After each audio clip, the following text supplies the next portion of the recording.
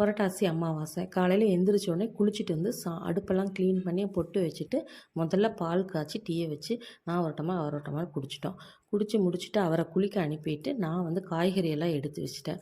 9 வகை காய், இது இல்லாமல் பருப்பு, ரசம், சாம்பார், வடை, பாயாசம், உப்பு இல்லாமல் தோசை, உப்பு இல்லாமல் வடை, உப்பு இல்லாமல் சுண்டல். இதுதான் வந்து சாமிக்கு படையல் இன்றைக்கி.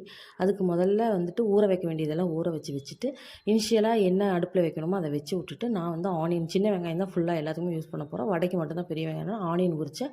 அவர் அதுக்குள்ளே குளிச்சுட்டு வந்துட்டு 2 காய் வந்து கட் பண்ணி கொடுத்தாரு. சரி, ஆனியனை கொஞ்சம் அறுத்துட்டு நம்ம முதல்ல அடுப்பில் வந்து ஆரம்பிச்சிடலாம், ஒவ்வொன்றா செய்ய ஆரம்பிச்சிடலாம்னு சொல்லிவிட்டு நான் வந்து அடுப்பில் வந்து முதல் 2 காய் தாளித்து விட்டுட்டு குக்கரில் பருப்பு வேக வச்சுட்டேன். இந்த டைமில் பெரிய பாப்பாவும் குளிச்சுட்டு வந்துட்டா. நான் ஹெல்ப் பண்ணுறமானா அவர் ஒரு 4 காய் மட்டும் கட் பண்ணியிருந்தார். மீதியை வந்து பாப்பா கட் பண்ணிக்கிட்டும் நீங்கள் இருந்துச்சு கடைக்கு போங்கன்னு சொல்லிட்டு அவர் கடைக்கு வேலை இருக்குதுன்னு அனுப்பி விட்டுட்டேன். அது நடுவில் பாப்பா ஒவ்வொன்றா கட் பண்ணி கொடுக்க ஏன்னா 3 அடுப்பு தான் இருக்குங்கிறனால ஒன்றா தான் செய்ய முடியும். அதனால் ஒன்றா நான் தாளித்து விட்டுக்கிட்டே இருந்தேன். ஒவ்வொரு காய்க்குமே ஒவ்வொரு விதமாக டைம் எடுக்குங்கிறனால பொறுமையாக ஒரு சிலது அப்படியே வதக்கி எடுத்துருவோம். அரசாணிக்காய், வாழைக்காலாம் அப்படியே வதக்கி தான் எடுக்க போகிறோம். பட் கேரட், பீன்ஸ் வந்து எக்ஸ்ட்ரா தான் போட்டுவிட்டேன் அது கணக்குக்காக. அது கொஞ்சம் நேரம் வேக விடணும். மற்றபடி புடலங்காய், அவரைக்காய், வெண்டைக்காய், பீர்க்கங்காய், அரசாணிக்காய், வாழைக்காய், கேரட், பீன்ஸு, கத்திரிக்காய், மொத்தம் 9 காய் செஞ்சுருந்தேன்.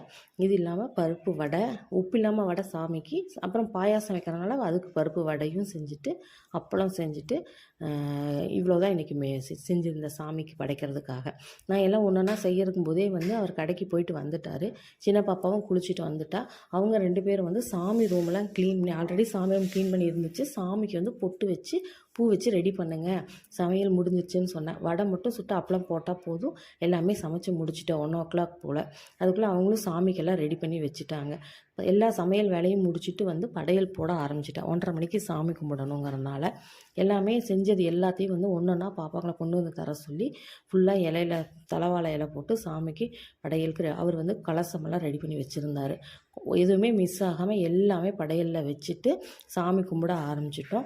நாங்கள் 1:45 கரெக்டாக சாமி கும்பிட ஆரம்பிக்கும்போது திருப்தியாக நல்லபடியாக சாமி கும்பிட்டுட்டு காக்காவுக்கு சாப்பாடு வைக்கிறதுக்கு போனோம். மழை வந்துட்டு இருந்துச்சு லேசாக, ஆனாலும் கொண்டு போய் வச்சுட்டு காக்காவுக்கு சாப்பாடு வச்சுட்டு வந்து நாங்களும் அதுக்கப்புறம் 4 பேருமே காலையிலேருந்து விரதம் தான், அது சாப்பிடவே இல்லை.